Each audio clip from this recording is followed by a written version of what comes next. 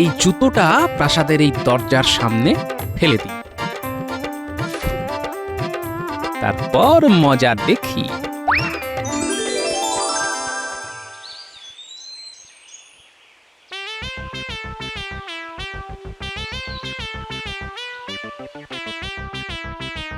এটা কি? হ্যাঁ, জুতো। ওরে ওরে, এ আবার কি রকম জুতো? এত বড় জুতো! যাই যাই যাই, নবাবকে গিয়ে দেখাই, এক্ষুনি নবাবকে গিয়ে দেখাই। এ আমি কখন বললাম? তুমি সরাসরি বলনি, আভাসে বলেছো। তুমি কি মনে করো তুমি যেটা ভেবেছিলে সেটা আমি ভাবিনি? হুজুর হুজুর গোস্তাকি মাফ, ভুল হয়ে গেছে হুজুর। বলো বিদ্যা কি? হ্যাঁ আগে হুজুর, লেখাপড়া করে জ্ঞান অর্জন করাই হলো বিদ্যা। তুমি চাই জানো। শোনো উজি, আমার এই দ্বিধাকে দূর করতে হবে। কিভাবে করবে ভাবো। ঠিক আছে ঠিক আছে, আমি যত তাড়াতাড়ি সম্ভব আপনার এই দ্বিধা দূর করবার চেষ্টা করব। রাজ্যে রাজ্যে খবর পাঠাও, প্রতিটা রাজ্যের পণ্ডিতদের আমার কাছে আনো। আমায় জবাব দিয়ে খুশি করতে পারলে আমি 1000 স্বর্ণ মুদ্রা ইনাম দেবো। ঠিক আছে জাহাপানা, ঠিক আছে, আমি এক্ষুনি সব রাজ্যে দূত পাঠাচ্ছি।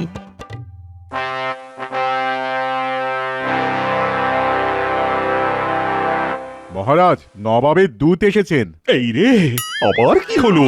এই নবাবের দুধ এলেই না ভয়ে বুকটা কেমন ধরফড় করে। যাও যাও প্রহরী, ডেকে নিয়ে এসো নবাবের দুধকে। যথা আজ্ঞা মহারাজ।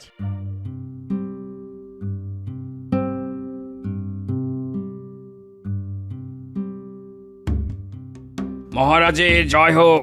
বলো বলো দুধ, কি সংবাদ? নবাব বাহাদুর খবর পাঠিয়েছেন যে একটা বিশেষ কারণে আপনার রাজ্যের সবচেয়ে বিচক্ষণ ব্যক্তিকে নবাব বাহাদুরের প্রয়োজন। নবাব বাহাদুর সব রাজ্যের রাজাদের এই খবর পাঠিয়েছেন। আচ্ছা, তার মানে সব রাজ্য থেকে বিচক্ষণ মানুষ নবাবের দরবারে যাচ্ছেন। করি বলতো গোপাল, মানে কাকে পাঠাই? এই রে মহারাজ, গোপালকে আমার থেকে বিচক্ষণ ভাবছেন নাকি? হ্যাঁ মহারাজ, আমি আপনার মন্ত্রী, কিন্তু এই সারা কৃষ্ণনগরের যদি কেউ বিচক্ষণ ব্যক্তি থাকেন সেটা হলেন আপনি। কি বলছো মন্ত্রী? আমি যদি এখন নবাবের দরবারে যাই তাহলে রাজকার্য সামলাবে কি? মহারাজ, আপনি কেন যাবেন? আপনার প্রতিনিধি হিসেবে আমি যাব। ঠিক আছে ঠিক আছে, তাই হবে। দূত, তুমি নবাব বাহাদুরকে জানিয়ে দাও কৃষ্ণনগর থেকে আমার মন্ত্রী কাল যাবে নবাব বাহাদুরের সাথে আলোচনায় বসবে বলে। ঠিক আছে মহারাজ। ব্যাস, মহারাজ নিজের পায়ে কুড়ুলটি মারলেন। কি আনন্দ! আহ কি আনন্দ! শোন, খুব শিগগির আমি কৃষ্ণনগরের রাজা হচ্ছি, শুধু স্বাক্ষরটাই বাকি। আমি কাল মুর্শিদাবাদ গিয়ে নবাব বাহাদুরের স্বাক্ষর করিয়ে নিয়ে আসছি। আমি রাজা আর তোরা দুজন হবি আমার মন্ত্রী। আমরা মন্ত্রী? আপনি রাজা? এই তাহলে রাজা মশাই কি হবেন? খাজানজি টাকা পয়সার হিসেব রাখবে আর গোপালটাকে একবারে দূর করে দেবো। তাই রে, জিনিসপত্র বেঁধে ছেঁধে নি। হ্যাঁ, ওই ঠাকুর ঠাকুর করে নবাব বাহাদুর সই করে দিলে নিশ্চিন্ত।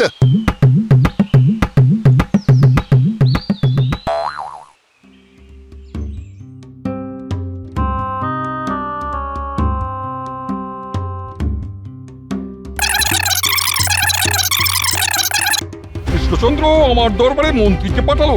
মন্ত্রী বিচক্ষণ, আমার সাথে এভাবে মজা করলো। ঠিক আছে, আমিও দেখছি। আমার প্রশ্নের উত্তর না দিতে পারলে কারাগারে বন্দি করব। আসুক মন্ত্রী। জাহাপানা, এটা তো আপনাকে অপমান করা। পড়াচ্ছি অপমান। দূত, তুমি এক্ষুনি যাও। মন্ত্রী হলো কৃষ্ণনগরের সবচেয়ে বিচক্ষণ। রাগে আমার গা টনটন করছে, মাথা ধনটন করছে, কান ভন ভন করছে। আপনি শান্ত থাকুন। কালকে মন্ত্রীকে শিক্ষা দিতে না পারলে আমার শরীর শান্ত হবে না।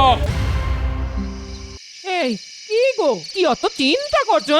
মন্ত্রী মশাইকে নবাবের দরবারে মহারাজ পাঠালেন। তাতে তোমার এত চিন্তার কি হলো? সে তুমি বুঝবে না গিন্নি। মন্ত্রী মশাই যে কি ভাঁজ ভাঁজবেন নবাবের কাছে তা ঠাকুরই জানেন। মহারাজ যদি জেনে বুঝে নিজের পায়ে কুড়ুল মারেন তাহলে আমরা আর কি করতে পারি বলো গিন্নি? আমার কাজ শুধু দেখা, আর মহারাজ বিপদে পড়লে মহারাজের পাশে দাঁড়ানো আর বিপদ থেকে উদ্ধার করা।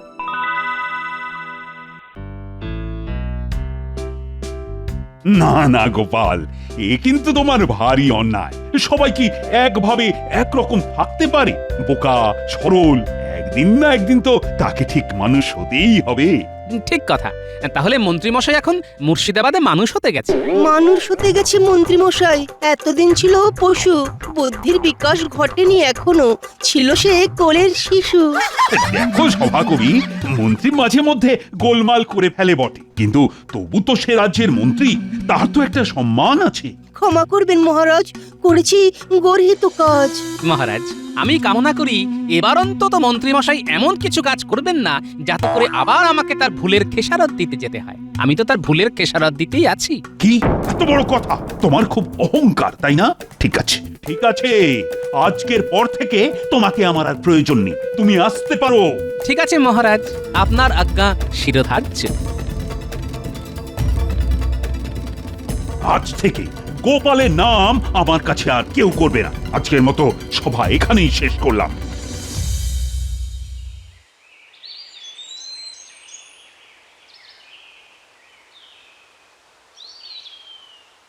কি গো, বলি এই তো গেলে, আরে এত তাড়াতাড়ি চলে এলে যে, বড় শরীর খারাপ? হ্যাঁ না গিন্নি, আমার চাকরি গেছে, মহারাজ জবাব দিয়েছেন। হ্যাঁ, সে কি গো, এবার কি হবে? গিন্নি আমাকে বোকা শোকা মনে করে বোকা বানায় সবাই। আমি বোকা নই, আমি কৃষ্ণনগরকে ভালোবাসি। এই ভালোবাসাকে সবাই মূলধন করে করুক। মহারাজ আবার আমাকে ডাকলে আবার আমি যাব। ও বলি, দুঃখ পেও না গো, দুঃখ পেও না, দেখো সব ঠিক হয়ে যাবে সব। তুমি শান্ত হও দেখি, শান্ত হও, শান্ত হও। আমি শান্ত আছি গিন্নি, শুধু ভাবছি যে মন্ত্রীমশাই ওখানে গিয়ে কি করছেন। কারণ উনি নিজেকে খুব বিচক্ষণ মনে করেন, কিন্তু উনি এও জানেন উনি তা নন। দেখা যাক কি হয়।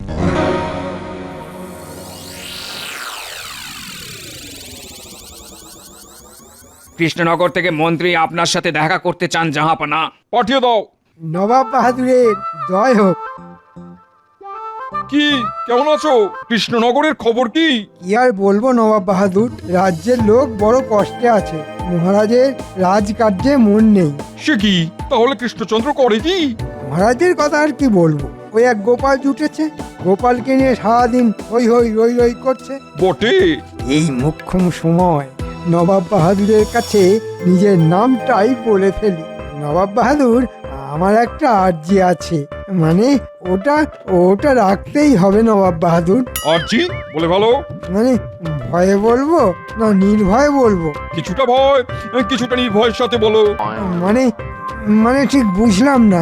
উজির, শোনো মন্ত্রী, তুমি তোমার আর্জি নির্ভয়ই বলতে পারো, কিন্তু এর মধ্যে কিন্তু আছে। কিন্তু একটা থাকবেই। তোমার আর্জি যদি জাহাপনার পছন্দ না হয় তাহলে ভয়ের ব্যাপার আছে। থাক থাক, আমার আর্জি আর জানাবো না। না না না, তা তো হবে না। আমার দরবারে যখন তুমি একবার মুখ ফুটে বলেছো তোমার আরজির কথা, তখন তোমাকে বলতেই হবে। না বললে কঠিন শাস্তি, কারাগারে আজীবন। হ্যাঁ, নিজেরও, আমি তো এখন শাঁখের করাত হয়ে গেলাম।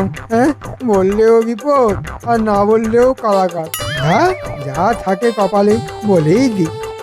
নবাব বাহাদুর, আসলে কৃষ্ণনগরের বিপদ আমি আর সইতে পারছি না, তাই নবাবের কাছে আর্জি, মহারাজ কৃষ্ণচন্দ্রকে সরিয়ে নবাব বাহাদুর যদি রাজা আমাকে করেন, তাহলে সমস্ত কৃষ্ণনগরের প্রজা আপনাকে দুহাত তুলে আশীর্বাদ করবে। বুঝলে উজির, কৃষ্ণচন্দ্রের মন্ত্রী রাজা হওয়ার স্বাদ হয়েছে।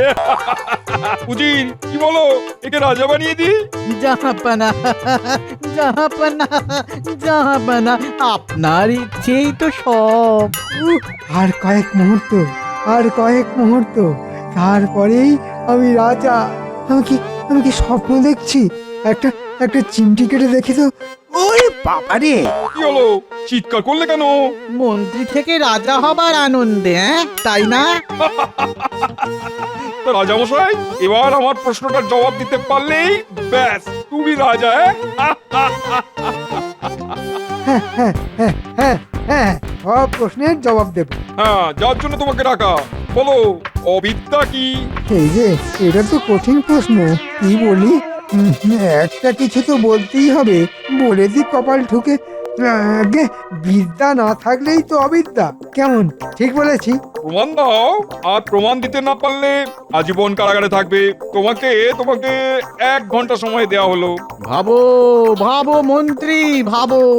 নইলে বিপদ।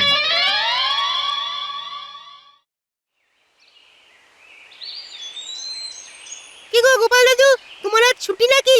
কয়েকদিনের ছুটি পেলাম রে, ভালোই হয়েছে তোরা এসেছিস। হাতে হাতে ঘরের চালটা একটু সারিয়ে নি, 3-4 দিনের মধ্যেই আমাকে আবার মুর্শিদাবাদে যেতে হবে। কেন?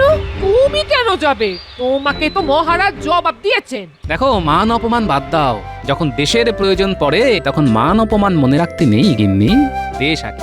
রাজার উপর আমাদের রাগ থাকতেই পারে, রাজার উপর রাগ করে দেশের ক্ষতি করা মূর্খামি। বুঝলি বাবারা, দেশকে ভালোবাসতে হবে, তবেই দেশও তোদের ভালোবাসবে।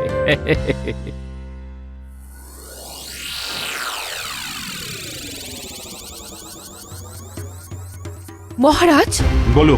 কি শুনলাম আপনি গোপালকে বরখাস্ত করেছেন? না না না, এটা আপনি ঠিক করেননি মহারাজ। গোপাল না মাঝে মধ্যে বড় অদ্ভুত ব্যবহার করে, যার কোনো ক্ষমা নেই। আমি সব কিছু খবর পেয়েছি। আপনি আপনার মন্ত্রীর ওপর ভরসা রেখেছেন। আপনি তো জানেন আমাদের কৃষ্ণনগরকে বহুবার বহু রকম ভাবে গোপাল রক্ষা করেছে। সেসব মহারাজ আপনি ভুলে গেলেন। আমি ভুলিনি রানী, ভুলিনি, কিন্তু তবু সব কিছুরই একটা নিয়ম আছে। না না মহারাজ, আপনার এই কাজকে আমি একদমই সমর্থন করতে পারছি না। দেখবেন আপনি খুব শিগগির আপনার ভুলটা বুঝতে পারবেন মহারাজ।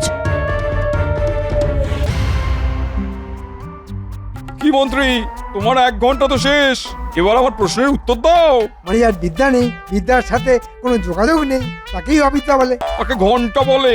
রাজা হওয়ার খুব শখ, হ্যাঁ? নিজের রাজার বিরুদ্ধে নালিশ। কৃষ্ণচন্দ্র তোমাকে আমার কাছে বিশ্বাস করে পাঠিয়েছে, আর তুমি তার সম্পর্কে আমার কাছে বদনাম করছো। বেঈমান, তোমাকে এই মুহূর্তে আমি কারাগারে বন্দি করলাম। প্রহরী, আমাকে ক্ষমা করে দিন নবাব বাহাদুর, আমার খুব ভুল হয়ে গেছে, আর এমনটি হবে না, এই আমি নাকে কানে খত দিচ্ছি। থামো, অনেক সহ্য করেছি। বেঈমানের কোনো ক্ষমা নেই। প্রহরী, নিয়ে যাও একে কারাগারে। আর উজির, কৃষ্ণনগরে খবর পাঠাও। আমার প্রশ্নের উত্তর দিতে না পারলে মন্ত্রীকে আমি ছাড়বো না। যথা আজ্ঞা জাহাপানা, আমি এখনই দূতকে পাঠাচ্ছি।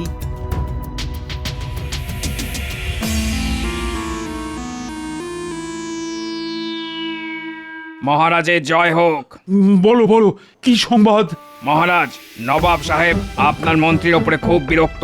মন্ত্রীকে উনি কারাগারে বন্দি করেছেন।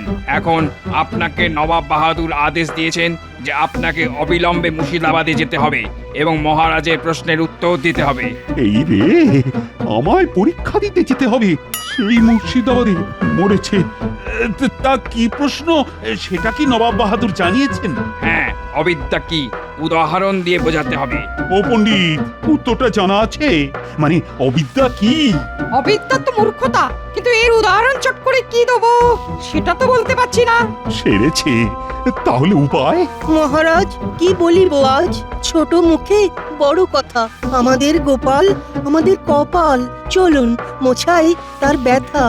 দূত, তুমি আজ বিশ্রাম নাও, কাল আমি তোমাকে জানাবো আমরা কবে যাব। প্রহরী, নবাবের দূতকে বিশ্রামাগারে নিয়ে যাও। যথা আজ্ঞা মহারাজ। এবার কি করে গোপালকে আমি খবর দেব? অভয় দিন তো বলি, আমি গোপালের কাছে চলি। ঠিক আছে, তবে তুমি যাও, কিন্তু গোপাল যদি রাজি না হয়? মহারাজ, আমি এবার কাব্য ছেড়ে বলি। গোপালকে আমরা কেউই সেভাবে চিনতে পারিনি মহারাজ। ও আপনাকে আর আমাদের কৃষ্ণনগরকে দারুণ ভালোবাসে গোপাল আমাদের রাজ্য। তাই গোপাল ছাড়া হবে না কোনো কার্য। মহারাজ, একটা অনুরোধ করব। করো করো। গোপাল খুব অভিমানী, যদি আমাদের সাথে আপনি যান তাহলে ভালো হয়। বিষয়টা যে আমি ভাবিনি তা নয়, আমিও ভেবেছিলাম। চলো আমরা তাহলে সবাই যাই। জয় মহারাজ কৃষ্ণচন্দ্রের জয়। দে রে ন্যাপলা, খড়টা একটু এগিয়ে দে। এই নাও গোপাল দাদু। গোপাল দাদু, রাজা মশাই আসছেন। কই? নেমে এসো গোপাল, তোমার সাথে যে আমার কথা আছে। নেমে এসো গোপাল ভাই, তুমি ছাড়া আর উপায় নয়। আমায় লজ্জা দেবেন না সভাকবি, আমি খুব সাধারণ একজন ভাঁড়। লোককে হাসানোই আমার কাজ। অভিমান ছাড়ো, নেমে এসো গোপাল, আমাকে বাঁচাও। এভাবে বলবেন না মহারাজ, আমি আসছি। আয় আয় আয়, এবার কি করব? কি করে আমার বউটাকে খবর পাঠাবো? নবাব বাহাদুর তোমাকে একদম পছন্দ করেন না, আর বেঈমানদেরও না। আমার খুব ভুল হয়ে গেছে উজির সাহেব, নবাব বাহাদুরকে বলে আমাকে ছেড়ে দেবার একটা ব্যবস্থা করে দিন না, দিন না। আমি তোমার হয়ে নবাব বাহাদুরকে বলে আর কারাগারে যেতে চাই না ভাই, তাই এখন আমি যাই। ফৌজি সাহেব শুনুন, দাঁড়ান না, দাঁড়ান না। গোপাল, অবিদ্যা কি সেটা উদাহরণ দিয়ে বোঝাতে হবে। আচ্ছা, বুঝলাম। মহারাজ দূতকে বলুন আমরা 7 দিন সময় নেব। 7 দিন পরে আমরা সবাই মুর্শিদাবাড়ি যাব এবং অবিদ্যা কি সেটা হাতে কলমে বলে দেব। দূত, আমরা নবাব বাহাদুরের থেকে 7 দিন সময় চেয়ে নিচ্ছি। 7 দিন পর আমরা সবাই যাব। ঠিক আছে মহারাজ। মহারাজ, আমি আজকেই ছদ্মবেশ ধরে মুর্শিদাবাদে যাব। আমাকে এর জন্য 10টা মোহর দিতে হবে মহারাজ। ঠিক আছে, আমি এক্ষুনি খাজাঞ্চির কাছে খবর পাঠাচ্ছি। প্রহরী, খাজাঞ্চিকে ডেকে আন। আমি মোহর নিয়ে এক্ষুনি মুচির কাছে যাব। একটা ভালো জুতো বানাতে হবে। মুচি জুতো মানে? মানেটা জানবেন 7 দিন পরে। আর একটা কথা মহারাজ, আপনি মুর্শিদাবাদে পৌঁছে নবাবকে বলবেন যে গোপালের মন খারাপ, ওর একটা মূল্যবান জিনিস হারিয়ে গেছে। পরে আমি গিয়ে সব বুঝিয়ে দেব। কথাটা মনে থাকবে তো? থাকবে, থাকবে। দাও দাও খাজাঞ্চি, গোপালকে 10টি মোহর দাও। এই নাও গোপাল, নাও। আমি এবার তবে যাই মহারাজ। যাই বলতে নেই গোপাল, বলো আসি। আসি মহারাজ।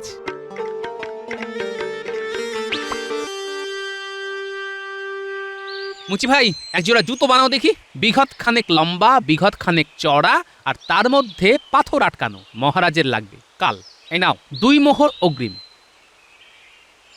কাল সকালে এই জুতোটা যেন পাই। হ্যাঁ হ্যাঁ, হয়ে যাবে গোপাল দাদা।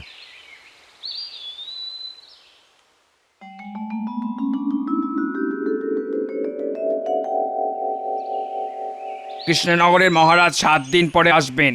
7 দিন? ঠিক আছে, 7 দিন পরে না এলে কৃষ্ণনগর আক্রমণ।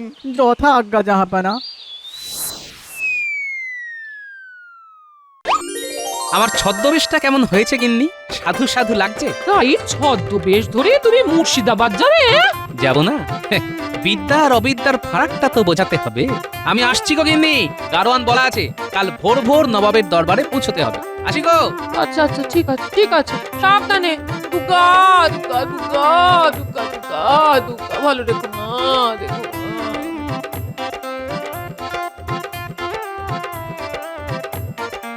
এই জুতোটা প্রাসাদের এই দরজার সামনে ফেলে দিই, তারপর মজা দেখি।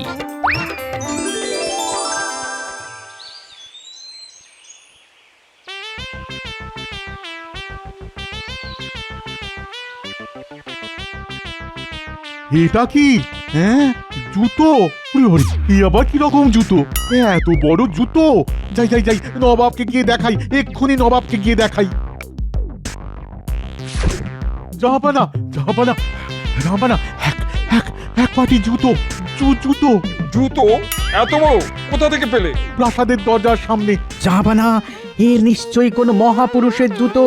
এত বড় জুতো কোনো সাধারণ মানুষের তো হয় না। ঠিক বলেছো, আমারও তাই মনে হচ্ছে। দাও দাও দাও, এ হলো আশীর্বাদের জুতো।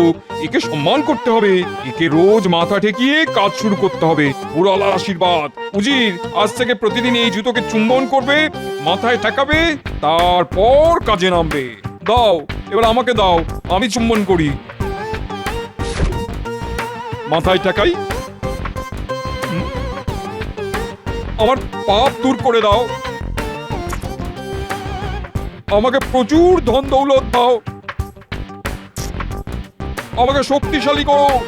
মহাপুরুষের জুতো, দেখলেই সৌভাগ্য। মাথায় ঠেকিয়ে পুণ্য লাভ করেছি। ছাই করেছো আমাদের হারুমুচির হাতে তৈরি জুতো। সব কটা মূর্খের ধারী। পুঁথি পড়ে কি সবকিছু জানা যায়? জানতে হলে অবিদ্যাকে ঘাড় থেকে নামাতে হয়। এটাই অবিদ্যা।